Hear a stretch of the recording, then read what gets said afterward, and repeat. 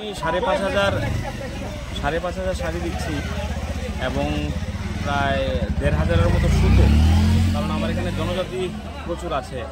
রিয়াং জামাতিয়া যারা আছে তারা সুতো দিলে তারা খুব খুশি হয়।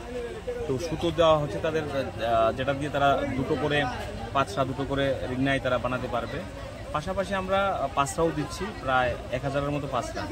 তো সব মিলিয়ে 5,500 শাড়ি, 1,500 প্রায় 8,000-এর কাছাকাছি আমরা মা বোনদের মধ্যে, জাতি জনজাতি সবার মধ্যে শাড়ি, পাঁচটা এবং সুতো আমরা বিলি করছি। এটা দিয়ে কি মানে আগামীর কি বার্তা দেওয়া? হ্যাঁ, অ্যাকচুয়ালি দেখুন, আমি মনে করি যে দুর্গাপুজোর সময় আমরা যখন ছোটো ছিলাম আমার মা বাবা আমাকে জামা কিনে দিত। এখন আমরা বড় হয়েছি, আমার মা বাবাকে আমি জামা কিনে দিই।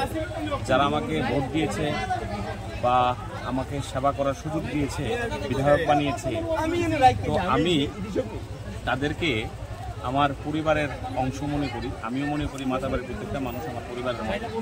আমি চেষ্টা করি আমার সাধ্য অনুযায়ী যতটুকু দেওয়ার। আমার ইচ্ছে ছিল আরও বেশি দেওয়ার, কিন্তু সাধন তো থাকতে হবে। তো আমার ক্যাপাসিটি অনুযায়ী যতটুকু পেরেছি আমি করেছি, চেষ্টা করবো সামনের বার আরও বেশি করে করার। কারণ আমার এই মান সম্মান, আমার আজকে MLA বানানো, সবটাই মাতাবাড়ি মানুষ আমাকে এই জায়গায় এনেছে। তো আমি তাদের কাছে চিরকৃতজ্ঞ। আমি আরও করলেও কম হবে। তো দুর্গাপুজোর সময় আমরা পরিবারের মধ্যে যেরকম কাপড় বস্ত্র বিলি করি, মাতাবাড়ি বিধানসভা প্রত্যেকটা মানুষ আমার পরিবারের মধ্যে, তারই অঙ্গ হিসাবে আমি চেষ্টা করছি।